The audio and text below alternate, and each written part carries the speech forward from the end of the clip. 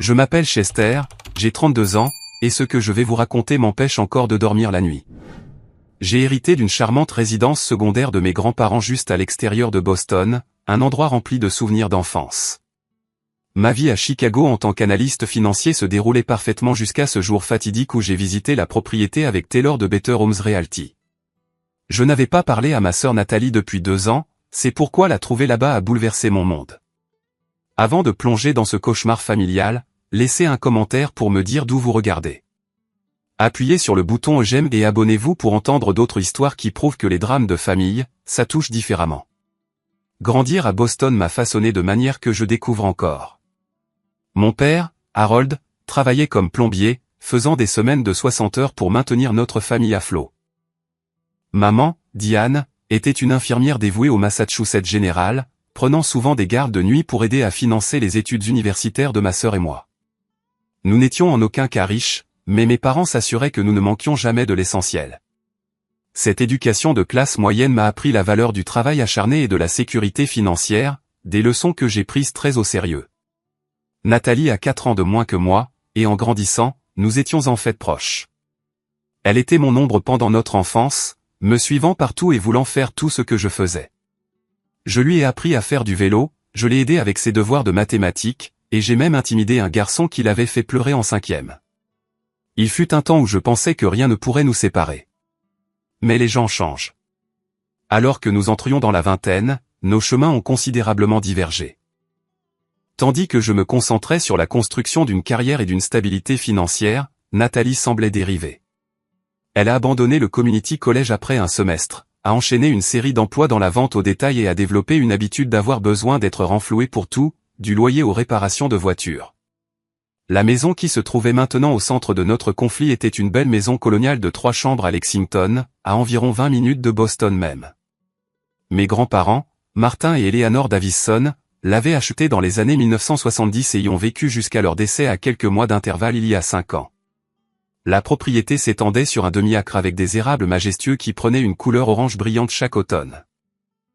À l'intérieur, des parquets en bois massif couraient partout, avec des bibliothèques encastrées dans le salon et une cuisine avec l'évier de ferme d'origine que ma grand-mère refusait de remplacer malgré de multiples rénovations.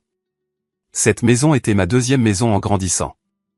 Alors que Nathalie passait la plupart de ses week-ends avec des amis à l'adolescence, je restais souvent avec papy et mamie, aidant aux travaux de jardinage, apprenant à faire la célèbre tarte aux pommes de mamie et écoutant les histoires de papy sur son temps dans la marine. Ces week-ends ont créé un lien spécial entre nous. À leur décès, la lecture du testament a surpris tout le monde. Alors que la plupart des actifs étaient partagés équitablement, ils m'ont spécifiquement légué la maison. Leur avocat a expliqué qu'il voulait que quelqu'un qui apprécierait son histoire l'ait. Nathalie semblait d'accord avec cet arrangement à l'époque. Elle venait de se marier avec Kevin et il prévoyait de déménager au Connecticut pour son nouveau travail. Après avoir obtenu un diplôme en finance du Boston College, j'ai décroché un emploi chez Meridian Financial Group à Chicago. Le poste offrait un excellent potentiel de croissance et je me suis jeté à corps perdu dans la construction de ma carrière. 6 ans de journées de 14 heures et de week-ends sacrifiés avaient porté leurs fruits. J'étais maintenant un analyste financier senior avec un salaire confortable et un portefeuille d'investissement en croissance. Ma vie à Chicago avait pris racine. J'avais un condo en centre-ville avec vue sur le lac Michigan, un cercle d'amis proches, et je sortais avec Melissa depuis près de 2 ans. C'était une infirmière pédiatrique avec un esprit vif et un cœur bienveillant. Et nous avions récemment commencé à discuter de mariage. Mon plan était de la demander en mariage lors de nos prochaines vacances à Hawaï. Ma vie étant fermement établie à Chicago, la maison de Lexington est restée vide pendant plusieurs années. Je la visitais occasionnellement, j'ai engagé un service pour entretenir la pelouse et j'ai gardé les services publics en marche. Les impôts fonciers et l'entretien devenaient une dépense importante, et j'ai finalement décidé que la louer était la décision la plus sensée financièrement. Le revenu supplémentaire accélérerait mes économies pour un logement plus grand pour Melissa et moi, et les avantages fiscaux étaient substantiels. La distance croissante entre Nathalie et moi n'était pas seulement géographique. Après la rupture de son mariage avec Kevin il y a 3 ans, elle a semblé sombrer. Nos conversations devenaient de plus en plus tendues, se terminant toujours par des demandes implicites d'argent. J'ai essayé d'aider au début, en couvrant son loyer pendant 2 mois, en payant la réparation de sa voiture, en envoyant de l'argent pour les courses, mais les demandes n'ont jamais cessé. Le point de rupture est survenu lors d'une visite de Noël il y a 2 ans. J'ai découvert qu'elle avait ouvert une carte de crédit à mon nom et accumulé plus de 8 000 $ de dettes. Lorsqu'elle a été confrontée, elle est devenue défensive, prétendant qu'elle prévoyait de rembourser et que je lui devais cela parce que j'avais eu la maison. Nos parents ont pris son parti, disant que je devrais pardonner la dette puisque je m'en sortais si bien. J'ai remboursé la carte pour protéger ma cote de crédit, mais j'ai coupé tout soutien financier après cela. Nos communications se sont réduites à des SMS d'anniversaire obligatoires et finalement à rien. Mes parents me tenaient au courant de sa vie de manière minimale. Des mentions de ses difficultés à trouver un travail stable, de son déménagement dans un appartement plus petit. J'envoyais des cadeaux à ses enfants pour leurs anniversaires et à Noël, mais Nathalie ne les a jamais reconnus. J'ai essayé de maintenir une relation avec ma nièce et mes neveux, mais Nathalie a rendu les choses difficiles. Finalement, j'ai respecté la distance qu'elle semblait vouloir. Donc, quand j'ai finalement décidé de louer la maison de Lexington, Nathalie était la dernière de mes pensées. J'ai fait des recherches sur les sociétés de gestion immobilière de la région et j'ai choisi Better Homes Realty. Après plusieurs consultations téléphoniques, j'ai programmé une visite pour rencontrer leur représentante et préparer la propriété à la location. Je ne savais pas que cette visite rouvrirait des blessures que je pensais guéries depuis longtemps. Le matin de ma découverte s'est levé, clair et lumineux. Une parfaite journée de printemps en Nouvelle-Angleterre. J'étais arrivé de Chicago la veille au soir, séjournant dans un hôtel près de l'aéroport. Ma rencontre avec Taylor Wilson de Better Homes Realty était prévue pour 10 heures à la propriété. Je suis arrivé en avance, prévoyant de faire un rapide tour avant son arrivée. Taylor est arrivé exactement à l'heure, conduisant une Audi bien entretenue avec le logo de l'entreprise sur la portière. Elle était professionnelle et amicale, la quarantaine, avec une attitude pragmatique que j'ai appréciée. Le marché locatif dans ce quartier est très fort, a-t-elle expliqué alors que nous marchions de nos voitures vers l'allée. Des propriétés comme celle-ci se louent généralement dans les 2 semaines suivant leur mise en ligne. C'est à ce moment-là que j'ai remarqué le premier signe que quelque chose n'allait pas. La pelouse était tondue avec soin, et des fleurs de printemps avaient été plantées dans les parterres le long de l'allée, des pensées et des tulipes en pleine floraison. Je n'avais organisé aucun aménagement paysager au-delà de l'entretien de base de la pelouse. Votre entreprise a-t-elle déjà fait du jardinage, ai-je demandé à Taylor. Elle a semblé confuse. Non, nous ne ferions pas ça sans autorisation. Peut-être qu'un voisin a donné un coup de main. Puis j'ai repéré un tricycle rouge partiellement caché derrière un buisson et un panier de basket pour enfants installé au bord de l'allée. C'est étrange, ai-je dit, ralentissant le pas alors que la confusion s'installait. Il ne devrait y avoir aucun jouet d'enfant ici. Alors que nous approchions de la porte d'entrée, je l'ai entendu. Le son indubitable d'une télévision allumée à l'intérieur et des rires d'enfants. Une sensation de froid s'est installée dans mon estomac. J'ai essayé ma clé dans la serrure, mais elle ne tournait pas. Les serrures avaient été changées. J'ai sonné à la porte, échangeant un regard inquiet avec Taylor. Après un moment, des pas se sont approchés. La porte s'est ouverte, et là se tenait ma sœur Nathalie. Elle avait l'air différente de la dernière fois que je l'avais vue. Ses cheveux autrefois courts tombaient maintenant au-delà de ses épaules, et elle avait perdu du poids. Elle portait un pantalon de yoga et un t-shirt délavé des Boston Red Sox. Pendant un instant, nous nous sommes simplement regardés, sous le choc. « Chester » a-t-elle dit, sa voix montant de surprise. « Qu'est-ce que tu fais ici ?»« Ce que je fais ici, ai-je répété, incrédule. C'est ma maison. »« Qu'est-ce que tu fais ici ?» Derrière elle, je pouvais voir le salon. Les meubles de mes grands-parents étaient toujours là, mais réarrangés. Des jouets étaient éparpillés sur le sol, et un dessin animé passait sur une télévision qui n'était pas là lors de ma dernière visite. Un petit enfant, mon neveu Tyler, maintenant âgé d'environ 4 ans, a jeté un coup d'œil au coin du mur. « Oh » a dit Nathalie, se reprenant rapidement et forçant un ton désinvolte. « Nous vivons ici depuis un moment maintenant. Maman et papa ne te l'ont pas dit. » Mon esprit était embrouillé. Non, personne ne m'a rien dit. Taylor s'est raclé la gorge, mal à l'aise à côté de moi. Peut-être que je devrais vous laisser un peu d'intimité. Non, ai-je dit fermement, sans quitter Nathalie des yeux. Vous êtes ici en tant que témoin. C'est la propriété que je vous ai engagée pour gérer. Les yeux de Nathalie se sont tournés vers Taylor, puis sont revenus vers moi. Eh bien, entre, je suppose. C'est ta maison, non ? Son ton avait une pointe de défi. Je suis entré, suivi par Taylor avec hésitation. La maison sentait différemment. Un mélange de céréales pour petit déjeuner, de shampoing pour enfants et de bougies parfumées. Nathalie s'était clairement installée.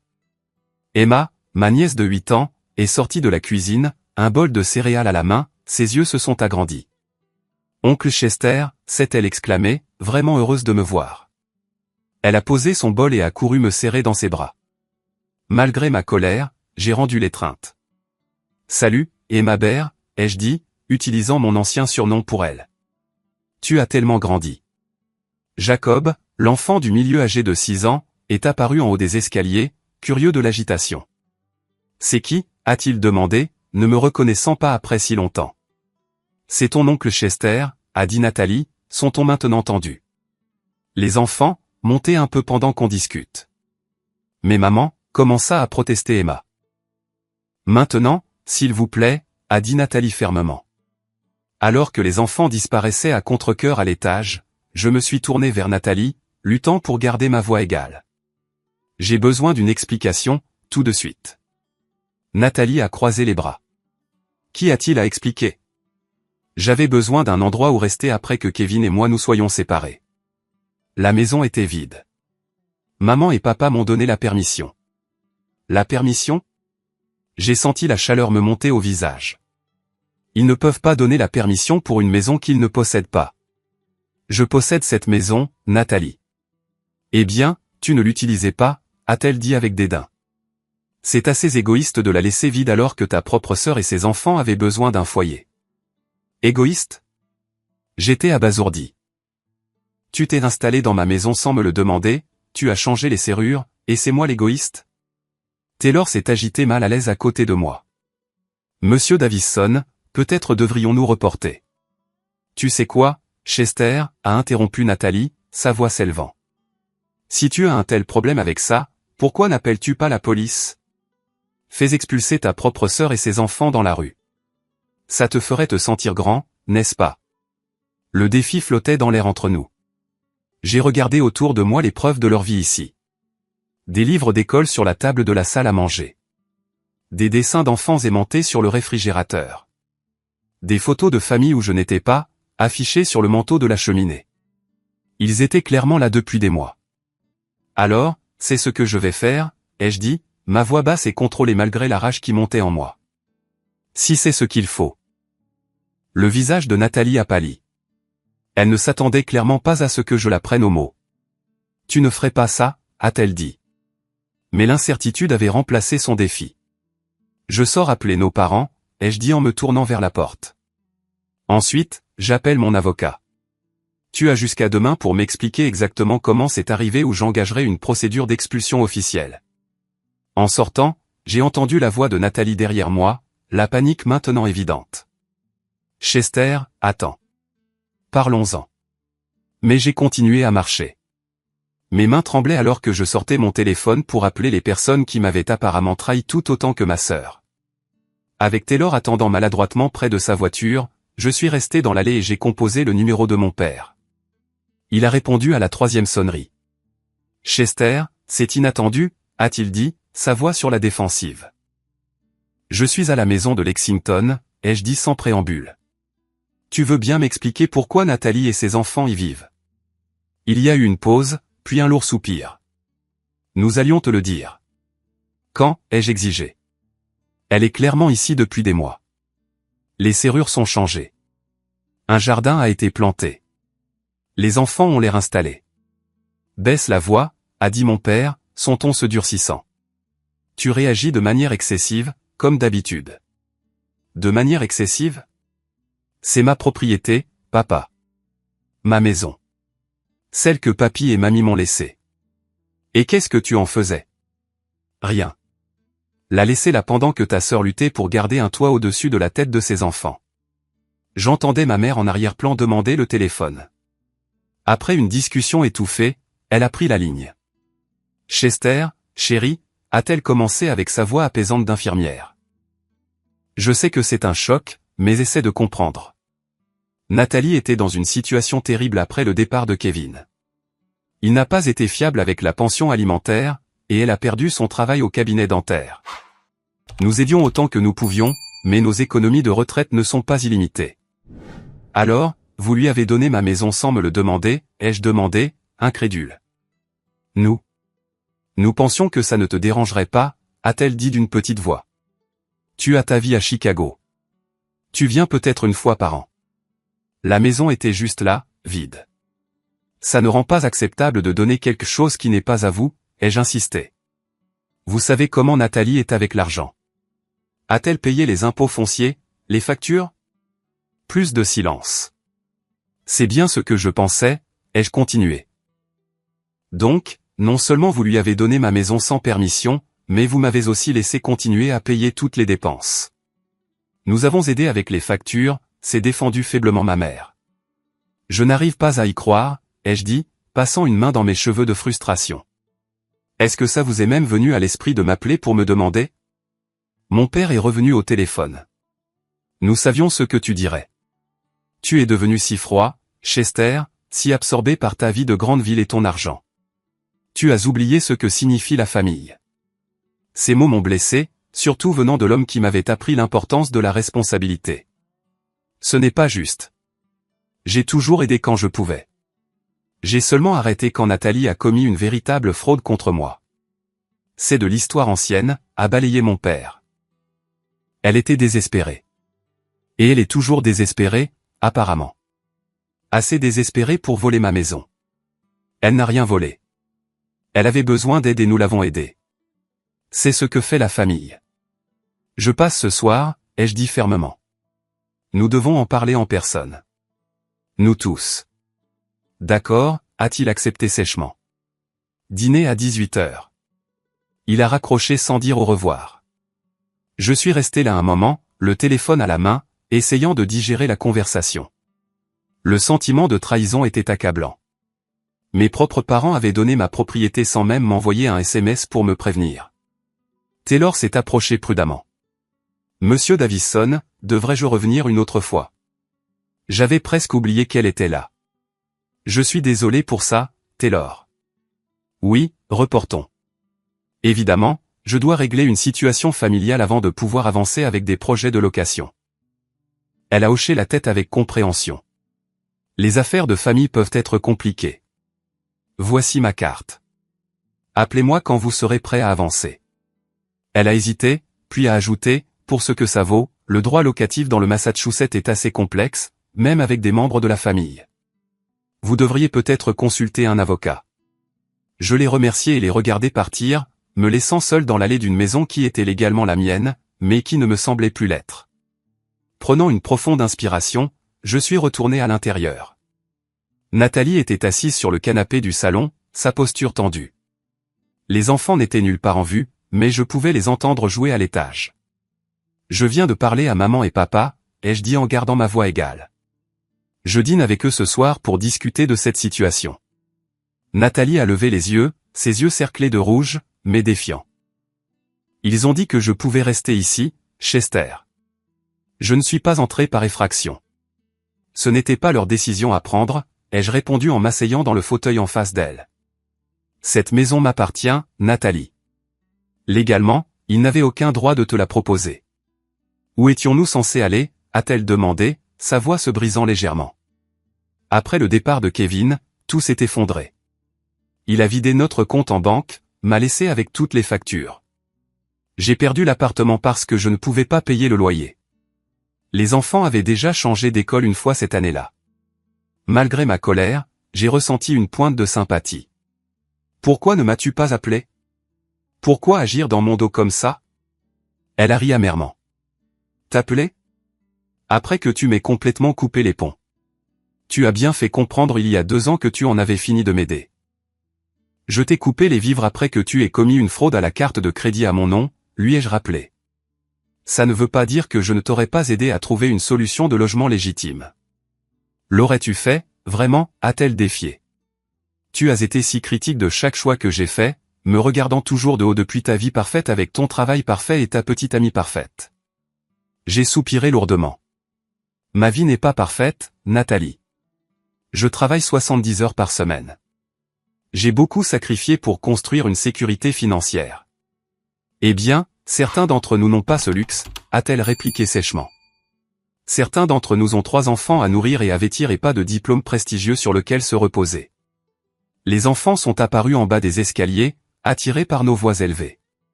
Emma avait l'air anxieuse, tenant la main de Tyler. Jacob se tenait un peu à l'écart, me regardant avec méfiance. Les voir a adouci quelque chose en moi. Ils étaient innocents dans tout ça. « Salut les gars », ai-je dit en forçant un sourire. « Désolé pour l'agitation. J'étais juste surpris de vous voir tous ici. »« Vas-tu nous faire partir ?» a demandé Emma directement, son jeune visage sérieux. Avant que je puisse répondre, Nathalie a interrompu. « Personne ne fait partir personne aujourd'hui. Oncle Chester et moi avons juste une discussion d'adultes. » J'ai gardé ma langue, ne voulant pas me disputer devant les enfants. « Je dois aller m'enregistrer à mon hôtel et passer quelques appels », ai-je dit en me levant. « Nathalie, nous n'avons pas fini cette conversation. Tu as une semaine pour t'expliquer honnêtement, y compris ta situation financière, depuis combien de temps tu es ici, et quels arrangements tu as pris avec maman et papa. Ensuite, nous pourrons discuter des prochaines étapes. » Une semaine, a-t-elle répété, incrédule. Qu'est-ce qui se passe après une semaine? Cela dépend entièrement de ta sincérité et de ta coopération, ai-je dit en me dirigeant vers la porte. Je reviendrai demain après avoir parlé à nos parents. En partant, j'ai entendu Tyler demander, « Maman, pourquoi oncle Chester est en colère ?» Et ça m'a un peu brisé le cœur. Ce gâchis n'était pas de sa faute ni de celle des autres enfants, mais ça ne pouvait pas continuer. Au lieu de conduire directement à un hôtel, je me suis retrouvé à me diriger vers un café local pour me vider la tête. Assis avec un latte non touché, j'ai appelé Mélissa pour la mettre au courant de la situation. « C'est incroyable », a-t-elle dit après avoir écouté mon récit. « Tes parents ont vraiment outrepassé leurs droits. »« Je sais. Je me sens trahi par eux tous. »« Qu'est-ce que tu vas faire ?» a-t-elle demandé. J'ai soupiré lourdement. « Je ne sais pas encore. Je ne peux pas simplement jeter Nathalie et les enfants à la rue, mais je ne peux pas non plus laisser passer ça. Elle doit comprendre que les actions ont des conséquences. Fais juste attention, a conseillé Mélissa. Les conflits familiaux peuvent vite devenir compliqués. N'oublie pas, ces enfants sont ta nièce et tes neveux. Ces mots sont restés avec moi alors que je m'enregistrais au Lexington Inn pour ce qui promettait d'être une très longue semaine. Le lendemain matin, j'ai envoyé un SMS à mon ami d'enfance, Anthony, qui vivait toujours dans la région. Nous nous sommes arrangés pour déjeuner au Margies Dîner, un endroit local que nous fréquentions au lycée.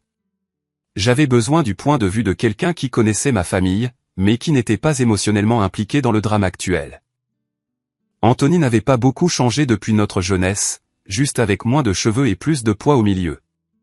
Il m'a accueilli avec une grosse accolade et une expression inquiète. « Mec, t'as une sale gueule », a-t-il observé alors que nous nous glissions dans une banquette. « Je me sens comme ça aussi », ai-je admis. « Savais-tu que Nathalie vivait dans la maison de mes grands-parents ?» Il a grimacé. « Ouais, j'avais entendu des rumeurs. Je l'ai vue à l'épicerie il y a quelques mois avec les enfants. Elle a mentionné qu'elle restait à la maison familiale, mais n'a pas élaboré. Je pensais que tu savais. » « Eh bien, je ne savais pas, ai-je dit, puis je l'ai mis au courant de la découverte de la veille. » Anthony a sifflé doucement. « C'est dingue, Chester. Mais honnêtement, pas entièrement surprenant étant donné l'histoire de ta famille. Que veux-tu dire ?» Il a semblé mal à l'aise. « Allez, mec. Nathalie a toujours été l'enfant chéri. Tu te souviens quand elle a bousillé ta voiture en terminale et que tes parents lui en ont acheté une nouvelle alors que tu prenais le bus pour aller travailler? Je m'en souvenais. J'avais économisé pendant 2 ans pour acheter cette Honda d'occasion, seulement pour que Nathalie l'emprunte sans permission et l'enroule autour d'un arbre. Mes parents avaient été si soulagés qu'elle ne soit pas blessée qu'ils n'ont jamais abordé l'aspect du vol. Et d'une manière ou d'une autre, on m'a dit que j'aurais dû être plus généreux pour partager. Ou que dire de ta remise de diplôme universitaire ? A continué Anthony. Quand toute ta famille est arrivée avec 3 heures de retard parce que Nathalie avait eu un léger accrochage en route. Ils ont manqué ta mention summa cum laude, mec. Ce souvenir me faisait encore mal. J'avais travaillé incroyablement dur pour cet honneur. Et ma famille n'avait vu que les 10 dernières minutes de la cérémonie de 4 heures. Ça a toujours été comme ça, ai-je reconnu. On m'applique des normes différentes des siennes. Parce que tu peux le supporter, a dit Anthony, imitant ce que mes parents m'avaient dit d'innombrables fois. Parce que tu es le responsable. Nous avons commandé le déjeuner et Anthony a partagé ce qu'il savait de la situation de Nathalie.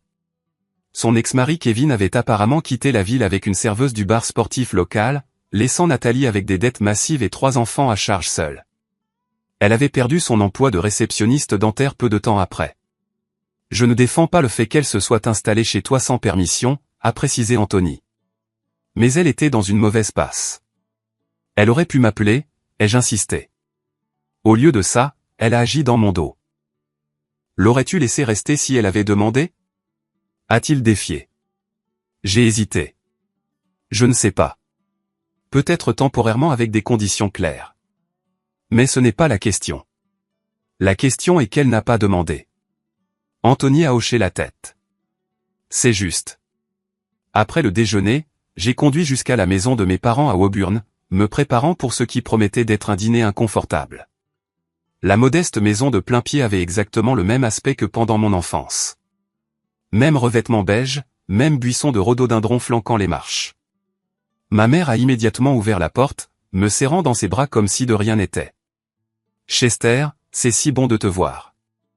Entre. Entre. » Papa regarde le match, mais le dîner est presque prêt. L'odeur familière de son rôti de bœuf remplissait la maison.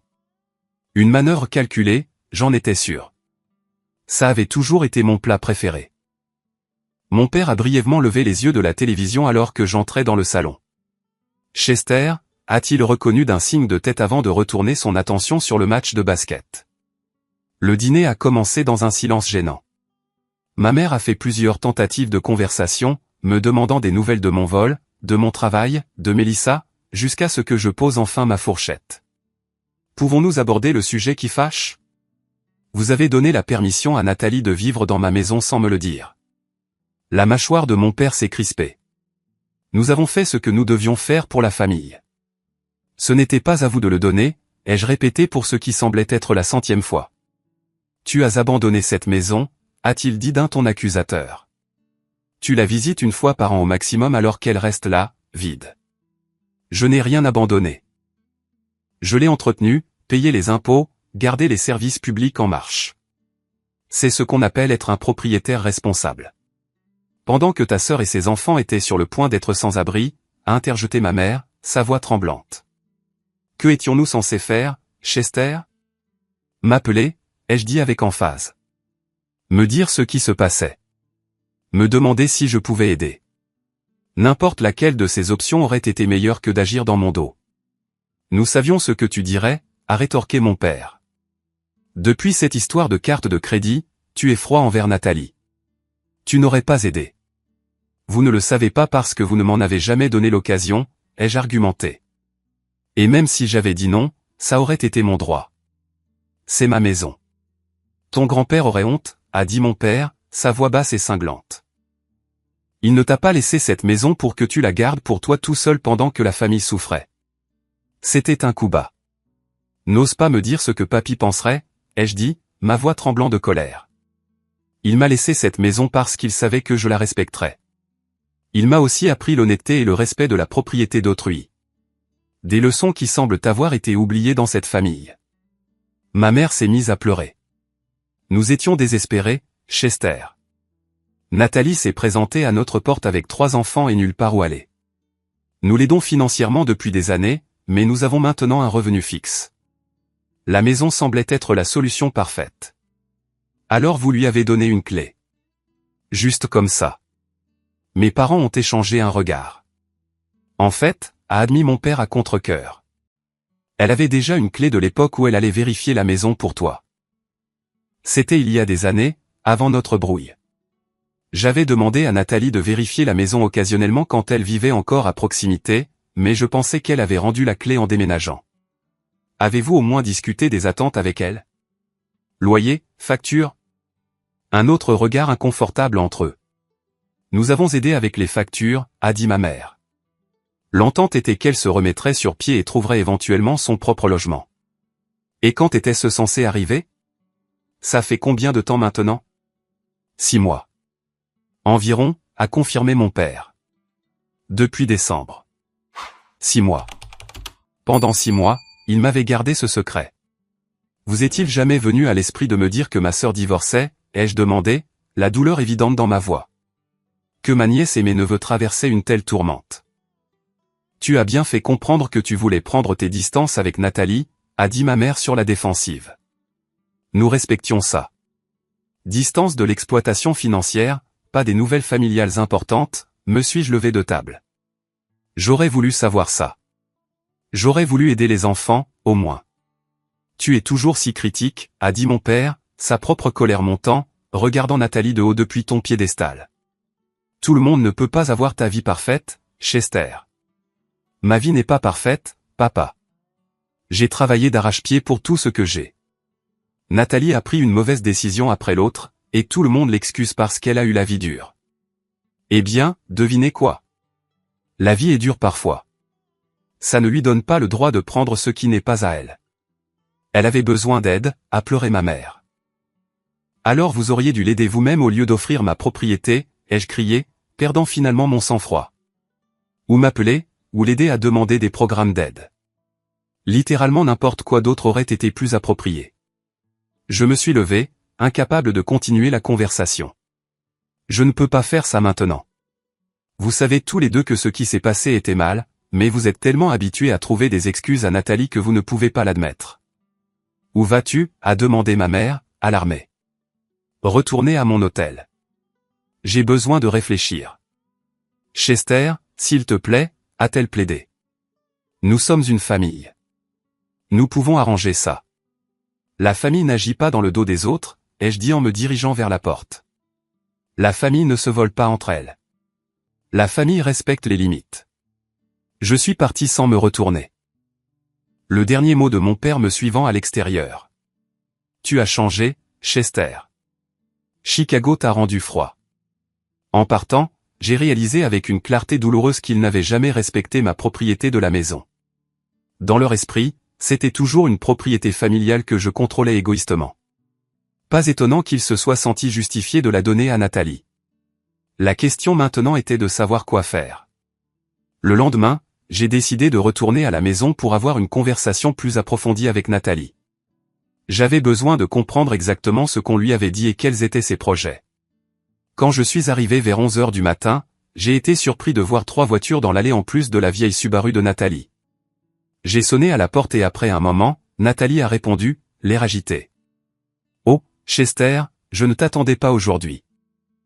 De l'intérieur, je pouvais entendre des voix de femmes et des rires. C'est un mauvais moment? Ai-je demandé, bien que je me fichais que ce le soit. J'ai des amis à la maison, a-t-elle admis à contre-cœur. Un truc de café hebdomadaire qu'on fait. Je pense que cette conversation prime sur le café avec des amis, ai-je dit fermement, passant devant elle dans le couloir. Dans le salon, mon salon, étaient assises 2 femmes de l'âge de Nathalie environ, confortablement installées sur le canapé de mes grands-parents avec des tasses de café et des assiettes de pâtisserie. Elles ont levé les yeux avec curiosité à mon entrée. C'est mon frère, Chester, a expliqué Nathalie, sont entendus. Chester, voici mes amis, Lorraine et Heather. Les 2 femmes m'ont jeté des regards froids. J'ai eu la nette impression qu'elles savaient déjà qui j'étais et qu'elles avaient entendu la version des faits de Nathalie. Enchanté, ai-je dit sans grande sincérité. J'ai besoin de parler à ma sœur en privé. Lorraine, une femme mince avec une coupe de cheveux agressivement courte, n'a pas bougé. Nous savons tout sur la situation, Chester. Nathalie n'a rien à nous cacher. Quoi qu'il en soit, ai-je répondu d'un ton égal. C'est une affaire de famille. Heather, qui était plus forte avec des cheveux teints en rouge, s'est levée. Allez, Lorraine. Laissons-leur un peu d'espace. On prendra de tes nouvelles plus tard, Nat. Le regard appuyé qu'elle m'a lancé a clairement indiqué que la prise de nouvelles aurait lieu très peu de temps après leur départ. Une fois parti, j'ai examiné la pièce plus attentivement. Ce que j'ai vu m'a profondément troublé. Du courrier était empilé sur la table d'entrée, adressé à Nathalie à cette adresse, une partie datant de plusieurs mois. Des photos de famille avaient été arrangées sur les murs, remplaçant certaines des œuvres d'art de mes grands-parents. Une grande bibliothèque qui contenait autrefois la collection de livres d'histoire de mon grand-père affichait maintenant des livres pour enfants et des objets décoratifs. Tu es ici depuis un moment, ai-je observé. Nathalie a croisé les bras sur la défensive. Depuis décembre, je te l'ai dit. Et tu t'es clairement bien installé. J'ai traversé la maison, faisant l'inventaire des changements. La salle à manger avait maintenant un coin d'art pour enfants installé dans un coin. Le bureau avait été converti en ce qui semblait être une chambre pour Jacob, avec des affiches de sport sur les murs et des jouets éparpillés sur le sol. Mais ce qui m'a vraiment arrêté net, c'est l'état du vaisselier en porcelaine de ma grand-mère dans la salle à manger formelle. Le magnifique meuble en merisier avait été peint en blanc crayeux, et plusieurs des délicates pièces de porcelaine à l'intérieur, transmises de génération en génération, manquaient. Qu'est-il arrivé à la porcelaine de grand-mère, ai-je demandé, ma voix dangereusement calme. Nathalie s'est agitée, mal à l'aise. Les enfants ont cassé quelques pièces accidentellement. Ils jouaient et un ballon a heurté le vaisselier. Alors, tu as peint un meuble en merisier de 200 ans en blanc. Elle a haussé les épaules. Ça a l'air plus moderne maintenant. Le bois sombre était déprimant. Quelque chose a craqué en moi. Tu n'avais aucun droit de modifier quoi que ce soit dans cette maison, Nathalie. Ce n'est pas à toi. C'est juste de la peinture, Chester.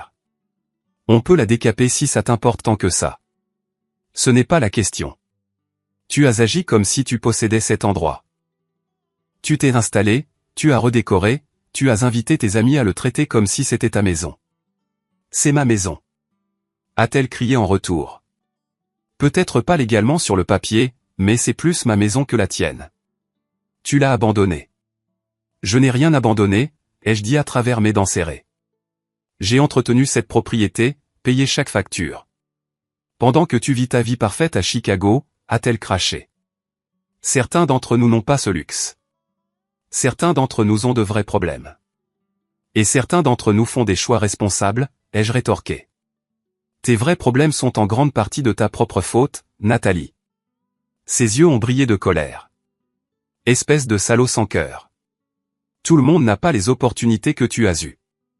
Nous avons eu exactement les mêmes opportunités. Mêmes parents, mêmes écoles, même chance d'aller à l'université. J'ai travaillé pour payer mes études pendant que tu faisais la fête et que tu abandonnais. J'ai construit une carrière pendant que tu passais d'un emploi à l'autre. J'ai économisé de l'argent pendant que tu accumulais les dettes. Tu ne sais rien de ma vie, a-t-elle dit amèrement. Tu n'as aucune idée de ce que c'est d'être une mère célibataire de 3 enfants. Tu as raison. Je ne sais pas, ai-je concédé. Mais je sais ce que c'est d'avoir des membres de sa famille qui profitent de vous à plusieurs reprises, qui vous volent, qui agissent dans votre dos. Les enfants étaient apparus en haut des escaliers, attirés par nos voix élevées. Emma était au bord des larmes. Jacob me foudroyait du regard avec hostilité, tandis que Tyler avait juste l'air confus. Les enfants, retournez à l'étage, a ordonné Nathalie, sa voix tremblante. Pourquoi oncle Chester te crie dessus, a exigé Jacob, sans bouger. Parce que votre oncle ne se soucie que de l'argent et des choses, a dit Nathalie à voix haute, ne faisant aucune tentative pour les protéger du conflit, pas de la famille. C'était un coup bas, utiliser les enfants comme levier émotionnel. Ce n'est pas vrai, ai-je dit en modulant mon ton. Je me soucie beaucoup de la famille. Une famille qui se respecte mutuellement. Le respect, a ri Nathalie durement. Tu veux jeter ta sœur et ses enfants à la rue et appeler ça du respect? Je n'ai jamais dit. Tu devras nous traîner dehors, a-t-elle continué, jouant pour les enfants. Appelle la police sur ta propre chair et ton propre sang. Arrête ça, Nathalie, ai-je prévenu. Ne manipule pas les enfants comme ça. Je suis allé dans la cuisine pour me ressaisir. Et c'est là que je l'ai vu. Une pile de papier sur le comptoir à côté de l'ordinateur portable de Nathalie. Des documents juridiques. Je n'aurais pas dû regarder, mais quelque chose m'a poussé à jeter un coup d'œil à la première page. C'était une lettre d'un avocat concernant la contestation de la distribution de la succession Davison. Mon sang s'est glacé. J'ai ramassé les papiers et les ai scannés rapidement. Nathalie avait consulté un avocat pour contester le testament de nos grands-parents près de 5 ans après les faits, affirmant que la maison aurait dû être répartie équitablement entre nous. Nathalie est apparue dans l'embrasure de la porte, a vu ce que je regardais et s'est précipitée pour attraper les papiers. C'est privé. Tu essaies de contester le testament, ai-je demandé, incrédule. Après tout ce temps? Elle a arraché les papiers. J'explorais juste mes options. Tes options, ai-je répété. Ton option est d'accepter que cette maison m'appartient légalement et que tu ne vis ici que par ma grâce à ce stade. La grâce, a-t-elle ricané. Tu ne savais même pas que j'étais ici il y a 2 jours. Parce que toi et nos parents avaient conspiré pour me le cacher, ai-je crié. Et maintenant je découvre que tu prévoyais d'essayer de prendre la maison légalement après y être installé sans permission, après avoir endommagé des héritages familiaux et changé les serrures. Ça aurait dû être à moitié à moi au départ, a-t-elle insisté. Papy et mamie faisaient du favoritisme, tout comme maman et papa l'ont toujours fait. Sauf qu'ils t'ont favorisé toi au lieu de moi pour une fois. L'accusation était si ridicule que j'ai failli rire. Du favoritisme ? J'ai passé chaque week-end avec eux alors que tu ne prenais pas la peine de leur rendre visite. J'ai aidé papy avec sa physiothérapie après son AVC. J'ai conduit mamie à ses rendez-vous chez le médecin. Où étais-tu pour tout ça ? J'avais ma propre vie et plus tard j'avais des enfants dont je devais m'occuper. Exactement. Tu as fait tes choix. J'ai fait les miens. Ils m'ont laissé la maison parce que j'étais celui qui s'occupait d'eux et de la propriété. Ce n'est pas juste, a-t-elle insisté. La vie n'est pas juste, ai-je répliqué. Mais tu sais ce qui est vraiment injuste ? Que tu dises à tout le monde en ville que j'ai abandonné cette propriété pour que tu puisses la réclamer. Que tu laisses tes enfants croire que cette maison sera la leur un jour. Son expression a confirmé mes soupçons. Tu leur as dit ça, n'est-ce pas ? Que c'est leur maison permanente. Elle n'a pas répondu, ce qui était une réponse suffisante. Ça s'arrête maintenant, ai-je dit avec une intensité calme. J'appelle mon avocat aujourd'hui. Tu recevras des papiers d'expulsion officiels. Tu ne ferais pas ça, a-t-elle haleté. Regarde-moi faire. Tu as manipulé cette situation depuis le début. J'aurais peut-être été disposé à trouver un arrangement si tu avais été honnête, mais ça. J'ai fait un geste vers les papiers juridiques. Ça dépasse les bornes. Les enfants seront ma principale préoccupation, ai-je interrompu. Je m'assurerai qu'ils aient un logement sûr. Mais ce ne sera pas ici et ce ne sera pas sous ces faux prétextes. J'ai sorti mon téléphone et j'ai pris des photos des documents juridiques malgré les protestations de Nathalie. Puis je me suis dirigé vers la porte. Tu as 30 jours, ai-je dit par-dessus mon épaule. Je te suggère de commencer à faire tes valises et à chercher un nouvel endroit où vivre. Tu le regretteras, a-t-elle crié après moi, sa voix se brisant d'émotion. Maman et papa ne te pardonneront jamais. En montant dans ma voiture de location, je pouvais entendre les enfants pleurer à l'intérieur de la maison. Ça m'a brisé le cœur, mais je ne pouvais plus reculer maintenant.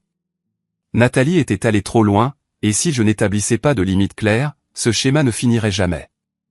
Assis dans ma voiture, j'ai appelé un avocat local spécialisé en droit locatif et j'ai pris rendez-vous pour cet après-midi. Puis j'ai envoyé un SMS à Anthony. C'est pire que je ne le pensais. J'ai besoin d'un verre plus tard. La situation avait dégénéré au-delà de tout ce que j'aurais pu imaginer, et il n'y aurait pas de solution facile, mais j'en avais fini d'être manipulé et exploité par ma propre famille. De retour dans ma chambre d'hôtel ce soir-là, je suis resté allongé sur le lit, fixant le plafond, mentalement et émotionnellement épuisé. Ma rencontre avec Sarah Blackwell, l'avocate en droit immobilier, avait été informative mais troublante. Le droit locatif du Massachusetts était compliqué. Et même si Nathalie n'avait aucun droit légal d'être dans la maison, l'expulser serait compliqué, potentiellement préjudiciable pour les enfants, et fracturerait notre famille de manière permanente. Mon téléphone a sonné. Mélissa appelait pour notre point du soir. Salut, ai-je répondu, sans prendre la peine de cacher ma lassitude. C'est si grave que ça, a-t-elle demandé avec sympathie. Je l'ai mise au courant des découvertes de la journée, les héritages modifiés, la consultation juridique, les enfants entraînés dans le conflit. Oh, Chester, a-t-elle soupiré. Quel cauchemar. Je ne sais pas quoi faire, Mel. D'un côté, je suis furieux et je veux tenir bon. De l'autre, ces enfants. Ma voix s'est éteinte. Ces enfants sont innocents, a-t-elle terminé pour moi. Et ils sont aussi ta famille. Exactement. Mais si je cède maintenant, quel message est-ce que ça envoie? Que n'importe qui peut profiter de moi et que je l'accepterai? Qu'il n'y a pas de conséquences pour les actions de Nathalie? Mélissa est restée silencieuse un moment. Et si tu cherchais une troisième option? Quelque chose qui établit tes limites mais ne punit pas les enfants. Comme quoi? Je ne sais pas exactement, mais il doit y avoir un juste milieu entre laisser Nathalie rester sans conséquence et faire subir une expulsion traumatisante à 3 enfants. Après avoir raccroché, je suis resté avec cette pensée. Une troisième option, quelque chose qui protégerait les enfants tout en tenant Nathalie pour responsable. Le lendemain matin, j'ai rencontré Julian Matthews, mon conseiller financier, qui se trouvait être à Boston pour une conférence. Autour d'un petit déjeuner au restaurant de l'hôtel, j'ai exposé la situation. Financièrement, quelles sont mes options ici, ai-je demandé après l'avoir mis au courant. Julian a réfléchi pensivement. Plusieurs, en fait. Tu pourrais vendre la propriété et utiliser une partie des bénéfices pour aider ta sœur à trouver un logement convenable. Peut-être avec un arrangement structuré où les paiements vont directement à un propriétaire plutôt qu'à elle. Ça résoudrait le problème immédiat, ai-je reconnu. Mais je ne suis pas sûr d'être prêt à vendre une propriété familiale avec tant d'histoire et de signification. Alternativement, a poursuivi Julian, tu pourrais formaliser un contrat de location avec ta sœur, à un taux inférieur au marché, mais avec des conditions strictes concernant l'entretien de la propriété, des paiements de loyer partiels en temps voulu, et peut-être des conseils financiers. Elle s'est avérée indigne de confiance, ai-je souligné. Qu'est-ce qui l'empêcherait de violer tout accord que nous ferions? Des conséquences juridiques clairement énoncées dans l'accord, a-t-il répondu. Et peut-être un garant ou un co-signataire tiers. Bien que je suppose que tes parents ne seraient pas idéaux pour ce rôle. Alors que nous discutions des options, mon téléphone a sonné avec un numéro local inconnu. Je me suis excusé pour répondre. Est-ce Chester Davison, a demandé une voix masculine. Oui. Qui est à l'appareil? C'est Kevin Travers. L'ex-mari de Nathalie. Je crois comprendre qu'il y a une situation avec la maison. J'ai été momentanément stupéfait. Comment avez-vous eu mon numéro? Ta mère me l'a donné, a-t-il dit. Écoute, je sais que nous ne nous sommes jamais rencontrés, mais je pense que nous devrions parler. Nathalie m'a appelé hier soir, hystérique, à propos de ton intention de l'expulser, elle et les enfants. J'ai accepté de le rencontrer cet après-midi dans un café près de son lieu de travail à Cambridge. Je ne savais pas à quoi m'attendre, mais je voulais entendre son point de vue. Kevin s'est avéré différent de ce que j'avais imaginé d'après les descriptions de Nathalie. Il était soigné, articulé, et semblait sincèrement préoccupé par ses enfants. Après des présentations maladroites, nous sommes allés droit au but. Je veux être clair, a-t-il commencé, que je n'ai jamais abandonné ma famille, malgré ce que Nathalie a pu te dire. Notre mariage s'est effondré, oui, mais je me bats pour une garde et des visites équitables depuis le premier jour. Elle a laissé entendre que vous les aviez laissés sans soutien, ai-je dit prudemment. Kevin a soupiré lourdement. Je n'ai jamais manqué un paiement de pension alimentaire. Pas une seule fois. J'ai les registres pour le prouver. Nathalie a constamment interféré avec mes visites ordonnées par le tribunal et a monté les enfants contre moi. Cela ne correspondait pas à l'histoire que j'avais entendue de mes parents et de Nathalie. Si c'est vrai, pourquoi n'avez-vous pas engagé de poursuite judiciaire? Je l'ai fait, a-t-il dit en sortant son téléphone et en me montrant des documents du tribunal. Je suis retourné au tribunal de la famille 3 fois au cours des 2 dernières années. La dernière audience est le mois prochain. Nathalie trouve toujours des moyens de retarder et d'obstruer. Alors que Kevin partageait plus de détails sur leur divorce et ses conséquences, une image plus claire s'est dessinée. Celle de Nathalie non pas seulement comme une victime des circonstances, mais comme quelqu'un qui manipulait les situations à son avantage et utilisait les enfants comme des pions. Ne vous méprenez pas, a ajouté Kevin en voyant mon expression. Je ne prétends pas être parfait. Notre mariage avait de vrais problèmes des deux côtés, mais le récit selon lequel je les ai abandonnés est tout simplement faux. Pourquoi me dites-vous tout ça, ai-je demandé. Il m'a regardé droit dans les yeux. Parce que ce sont aussi mes enfants, et je me soucie de ce qui leur arrive. Nathalie crée le chaos et l'instabilité dans leur vie. Ils ont besoin de structure et de cohérence. Que me suggéreriez-vous de faire concernant la situation de la maison? Honnêtement, je pense que tu dois établir des limites fermes avec Nathalie. Elle répond aux conséquences claires, pas à la générosité. Elle voit juste ça comme une faiblesse à exploiter. Il a fait une pause. Mais quoi que tu fasses, s'il te plaît, considère l'impact sur Emma, Jacob et Tyler.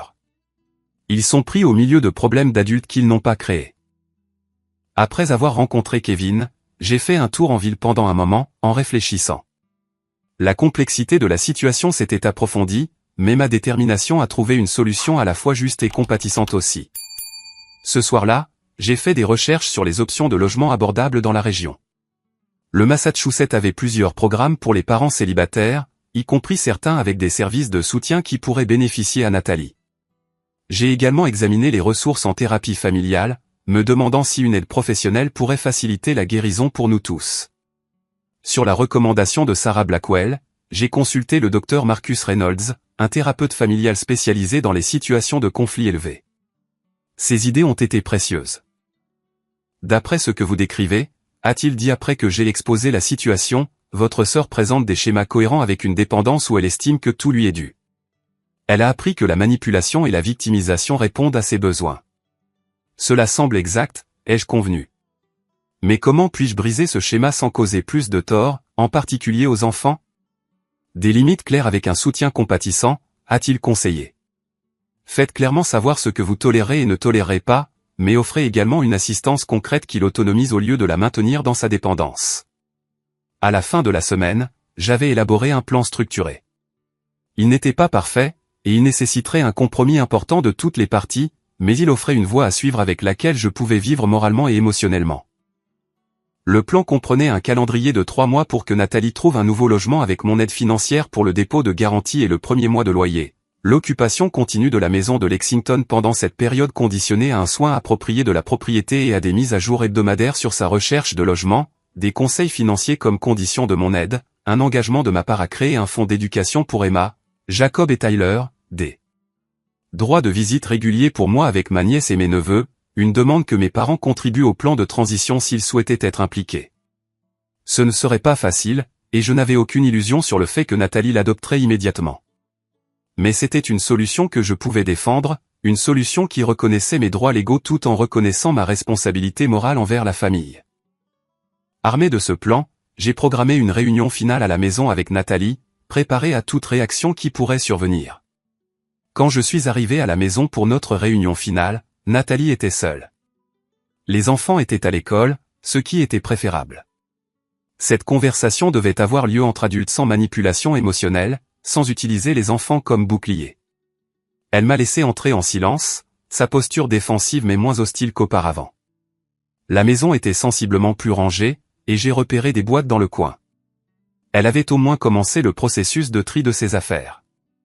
J'ai beaucoup réfléchi à cette situation, ai-je commencé, assis à la table de la cuisine, à notre histoire familiale, aux enfants, à ce qui est juste pour toutes les personnes impliquées. Nathalie est restée debout, les bras croisés. Et je ne vais pas engager de procédure d'expulsion officielle, ai-je dit calmement. Sa posture s'est légèrement détendue, le soulagement évident sur son visage. Donc nous pouvons rester. Temporairement, et sous condition, ai-je précisé, et j'ai procédé à l'exposé de ma proposition. Comme je m'y attendais, elle a d'abord rechigné à l'exigence de conseils financiers et au calendrier de 3 mois. Ce n'est pas assez de temps pour trouver un endroit décent, a-t-elle protesté. C'est suffisant si tu cherches activement et si tu es réaliste sur ce que tu peux te permettre, ai-je rétorqué. J'ai fait des recherches approfondies sur le logement dans cette région, il y a des options dans ton budget, surtout avec l'aide que j'offre. Et si je refuse tes conditions? Alors nous revenons à la voie légale, ai-je dit fermement. Ces conditions sont plus que justes, Nathalie. Elles répondent à tes besoins tout en respectant mes droits de propriété. Elle est restée silencieuse un long moment, réfléchissant. Et l'école des enfants? Ils sont installés ici. Les districts que j'ai identifiés les maintiendraient dans les mêmes écoles, les jeux assurés. J'y ai pensé. Une autre longue pause. Puis, de manière inattendue, ses yeux se sont remplis de larmes. Pourquoi fais-tu ça? A-t-elle demandé d'une petite voix. Après tout ce que j'ai fait, m'installer sans permission, modifier la maison, la consultation juridique. Tu nous aiderais quand même? Parce que tu es ma sœur et que ces enfants sont ma famille, ai-je dit simplement. Et parce que malgré tout, je ne crois pas que tu aies agi par méchanceté. Tu étais désespéré et tu as fait de mauvais choix. Elle s'est affalée sur une chaise en face de moi. J'étais tellement en colère contre toi, a-t-elle admis, pour avoir tout réussi. Pour avoir hérité de la maison, pour m'avoir coupé les vivres. Ça m'a fait du bien de te prendre quelque chose pour une fois. Son honnêteté, bien que douloureuse, était un pas dans la bonne direction. Je comprends cette colère, ai-je dit. Mais Nathalie, tu as été en colère contre les mauvaises choses. J'ai travaillé dur pour ce que j'ai. La maison m'est revenue parce que j'ai maintenu une relation avec papy et mamie. Je sais, a-t-elle dit doucement. Au fond de moi, je l'ai toujours su. C'était plus facile de te blâmer que d'affronter mes propres erreurs. Cet aveu a ouvert la porte à la conversation la plus honnête que nous ayons eue depuis des années. Pendant les 2 heures suivantes, nous avons parlé des ressentiments et des malentendus qui avaient couvé entre nous depuis l'enfance. J'ai appris ses luttes contre la dépression après chaque naissance, ses sentiments d'inadéquation par rapport à moi, ses véritables difficultés à naviguer dans la monoparentalité. À mon tour, j'ai partagé à quel point j'avais été blessé par sa fraude à la carte de crédit, son mépris de mon éthique de travail qu'elle qualifiait de chance, et la façon dont elle avait monté nos parents contre moi au fil des ans. Je n'ai jamais voulu me mettre entre toi et maman et papa, a-t-elle dit. Bien que nous sachions tous les deux que ce n'était pas entièrement vrai. Quoi qu'il en soit, nous devons établir des schémas plus sains, ai-je insisté. Nous tous. Au moment où les enfants sont rentrés de l'école, nous avions conclu un accord avec lequel nous pouvions tous les deux vivre. Nathalie accepterait mes conditions et je l'aiderais à assurer que la transition soit aussi douce que possible pour Emma, Jacob et Tyler. Ce soir-là, j'ai invité nos parents et leur ai présenté le plan. Mon père a d'abord été réticent, y voyant une affirmation de mon contrôle plutôt qu'une aide. C'est toujours moi qui force Nathalie à partir, a-t-il argumenté. Juste avec un plus bel emballage. Non, papa, l'ai-je corrigé. C'est moi qui établis des limites tout en étant compatissant. Il y a une différence. Ma mère, plus pragmatique, s'est concentrée sur la logistique. Où iront-ils? Qu'en est-il des routines des enfants? Je leur ai expliqué les recherches que j'avais faites sur les options de logement et les services de soutien. J'ai mûrement réfléchi à cela, mais j'ai besoin de votre soutien, pas de votre sape. Après de longues discussions et une tension persistante, ils ont accepté à contre-cœur que ma solution était raisonnable. Plus important encore, ils ont reconnu leur rôle dans la facilitation de la situation. Nous aurions dû te parler en premier, a admis ma mère. Nous essayons d'aider un enfant sans considérer l'impact sur l'autre. Nous avons toujours attendu plus de toi parce que tu semblais capable de le gérer, a ajouté mon père. Ce n'était pas toujours juste. Ce n'était pas une réconciliation parfaite, mais c'était un début. Les 6 mois suivants ont été difficiles alors que nous mettions en œuvre le plan. Nathalie a trouvé un appartement de 3 chambres à environ 15 minutes de la maison de Lexington, dans un bon district scolaire avec un loyer abordable. Avec mon aide pour le dépôt de garantie et le premier mois, elle a pu obtenir un bail. Le conseil financier a été une lutte au début. Nathalie résistait à l'idée que quelqu'un scrute ses habitudes de dépenses. Mais progressivement, elle a commencé à voir la valeur de la budgétisation et de la planification. Elle a trouvé un nouvel emploi d'assistante administrative dans un community college local, qui offrait des avantages de frais de scolarité qu'elle pourrait potentiellement utiliser pour terminer son diplôme. Quant à la maison, j'ai finalement décidé que la vendre était la meilleure option. La propriété était chargée de trop d'émotions compliquées. Maintenant, après quelques rénovations pour restaurer le vaisselier en porcelaine de ma grand-mère et corriger d'autres changements que Nathalie avait faits, je l'ai mise en vente avec Taylor de Better Homes Realty. La vente s'est conclue rapidement, et bien que la plupart des bénéfices aient été consacrés à mon avenir avec Melissa, j'ai mis de côté une partie importante pour des fonds d'éducation pour Emma, Jacob et Tyler. Quels que soient les problèmes entre les adultes de la famille, les enfants méritaient une chance. Ma relation avec ma nièce et mes neveux s'est considérablement améliorée une fois le conflit de logement résolu. Je rendais régulièrement visite à leur nouvel appartement, les emmenais en sortie et me suis imposé comme une présence constante dans leur vie. Emma, en particulier, semblait s'épanouir avec ce soutien supplémentaire, montrant un intérêt pour la finance qui me rappelait moi-même à son âge. La guérison avec mes parents a pris plus de temps. Des années de schéma ne changent pas du jour au lendemain. Mais nos conversations sont devenues plus honnêtes, moins chargées de ressentiments tacites. Ils ont commencé à reconnaître la responsabilité de Nathalie pour ses choix plutôt que de la défendre par réflexe ou de s'attendre à ce que je règle tout. 1 an après la découverte qui avait tout bouleversé, Melissa et moi nous sommes mariés à Chicago. Toute ma famille était présente. Parents, Nathalie, les enfants, même Kevin, qui avait réussi à obtenir des droits de visite plus constants. La dynamique était différente maintenant, plus équilibrée. Je me sentais respecté d'une manière que je n'avais pas connue auparavant. Les leçons de la vie sont rarement faciles, et celle-ci avait été particulièrement douloureuse. J'ai appris que la loyauté familiale ne signifie pas abandonner les limites personnelles. Que aider quelqu'un ne signifie pas toujours lui donner ce qu'il veut. Que les schémas établis dans l'enfance peuvent persister à l'âge adulte à moins d'être consciemment abordés. Plus important encore, j'ai appris que la vraie compassion inclut la responsabilisation. En tenant Nathalie pour responsable tout en offrant un soutien, je lui ai donné l'occasion de grandir plutôt que de rester dépendante. Le chemin vers la guérison de notre famille ne résidait pas dans un accommodement sans fin, mais dans une communication honnête et des limites appropriées. En y repensant maintenant, je réalise que ce qui a commencé comme un litige immobilier concernait en réalité des questions beaucoup plus profondes. Le respect, la responsabilité et les liens compliqués de la famille. La maison de nos grands-parents n'était pas seulement une structure physique. C'était un symbole de notre héritage familial et des valeurs que nous prétendions défendre. En fin de compte, la question n'était pas vraiment de savoir qui méritait de vivre dans cette maison. Il s'agissait de savoir quel genre de famille nous voulions être à l'avenir. La réponse a exigé des sacrifices et une croissance de notre part à tous. Mais les relations que nous avons reconstruites sont plus fortes pour avoir surmonté la tempête. Avez-vous déjà dû établir des limites difficiles avec des membres de votre famille?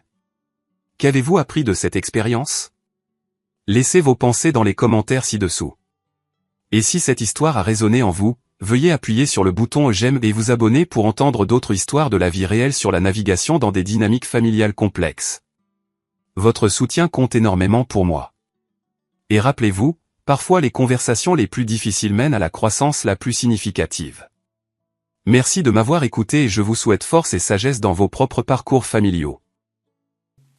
Es lo que nos han tocado a ustedes, esto, pasto. Sí, no hemos tocado un buen rato. Entonces, si ustedes necesitan los portales, debe ser algo importante, así que lo siento. No queremos No, negocios. no se los vamos a vender. No es tan importante. Solo estamos experimentando por gracia. Exactamente, estamos experimentando por la gracia de ser científicos. O sea, son importantes, pues eso despedimos. Literal. Comprar. Igualmente vamos a compartir lo que descubramos con esos portales. Ajá. Igual no Sí, tenemos una nada, comunicación. tenemos dos. Y eso está bien. Los dos por eso portales y se quiero lo vendemos vivir a la buen precio. experiencia De ocuparlo. de ocuparlo, sí. Mira, ¿qué les parece esto? Look. Mm. A ver, ¿qué les puedo dar? Enderpell se consigue fácil. Sacó la poderosa, Sarai. Te escucho. Objeto único. Una daga. Literalmente me dijo que me iba a dar una al principio de la serie, que había conseguido una para mí, y nunca me la dio. Se la di. Se la di No, a no. Oni, creo que era. Sí, Pues a mí no. me acuerdo. A mí no me la diste. Se fue. Mm, Pero, Sarai. Toma. No tengo No nada. sé, no me interesa nada por ahora, la verdad. no, es que no sé. Prefiero no sé nada conseguirlo sobre el mundo. por mí mismo. Entonces no Esa sé es qué es una valioso y manera qué de no. conseguirlo por ti mismo. Al final de cuentas estás negociando por ahí. Escúchame, tengo aquí una pechera bastante fuerte de color morado que está justo a tu nivel. También tengo una Te pichera de invito a que color pidas morado uno de esos puesta. portales. No te voy a robar los dos, solo uno. Ya tengo una pichera de color morado ya. ¿De tu mismo nivel? Esta. Sí, de mi mismo nivel. Desactiva tu sello, Sarai. Sí, no te preocupes. Solo quería matar al monstruo ese. Ustedes saben, muchachos, lo que están metiendo. Porque ahora no me amenaza. ¿Es verdad? La mafia. Literalmente es mi segundo día aquí. Es mi La igual. mafia mexicana. No me voy a dejar Ay. intimidar por nadie. ¿Verdad? Lo ponen difícil, lo ponen difícil.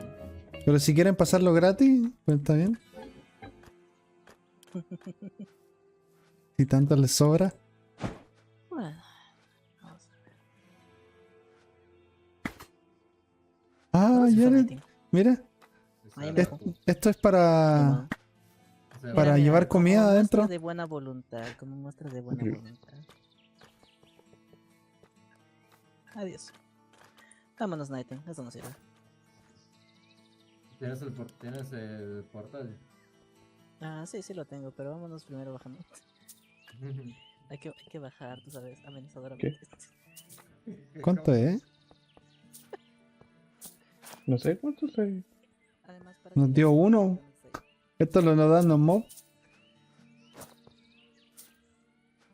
No me sube la plata, ¿no? Se sube como uno de plata. Ah. No sé. Prefiero conseguirlo por mi cuenta. ¿Qué quieres hacer? Sí, sí. Vamos, yo estoy listo para ir a algún lado. Podríamos minar o. O no sé. Lo que sí no poder tengo explorar el armadura. mundo. ¿Podríamos ir a explorar el mundo? ¿Qué escucha la música tan fuerte?